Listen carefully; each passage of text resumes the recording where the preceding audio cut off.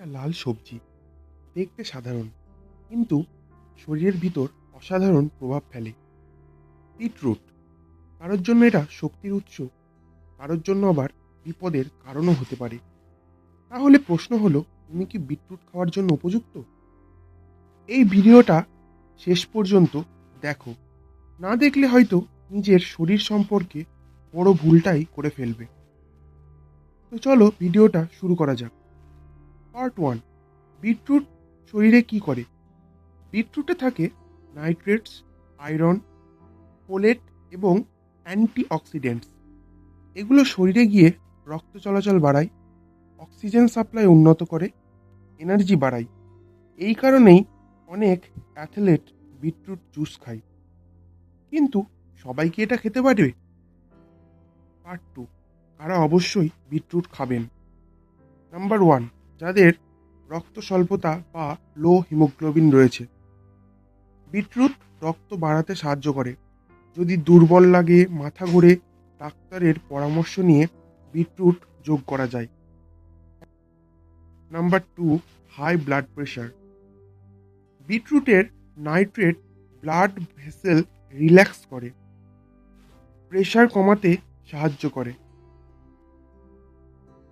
Number three, যারা gym করে অথবা খেলাধুলো করে। বিটরুট জুস স্ট্যামিনা বাড়াতে সাহায্য করে, ওয়ার্কআউট পারফরমেন্স ইমপ্রুভ করতে পারে। নাম্বার ফোর, যারা কনস্টিপেশনে ভোগেন। বিটরুটে ফাইবার আছে, হজম ভালো রাখতে বিটরুট সাহায্য করে।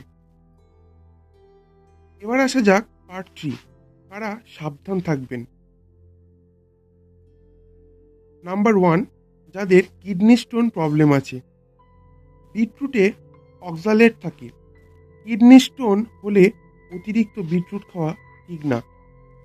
Number two, low blood pressure যাদের আছে।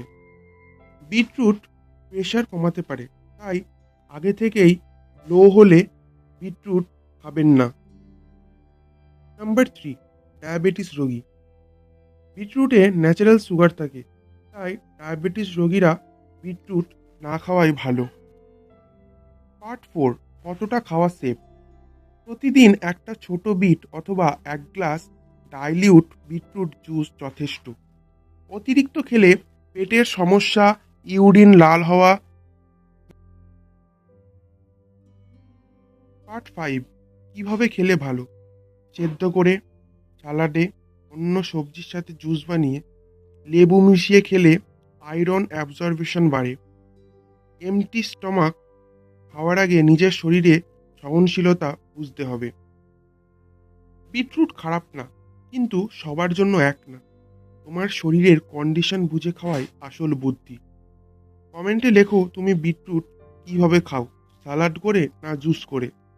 আর এমন হেলথ টিপস পেতে সাবস্ক্রাইব করো stay fit with Shubh YouTube চ্যানেলটিকে, এবং ভিডিওটা ভালো লাগলে একটা লাইক দিও।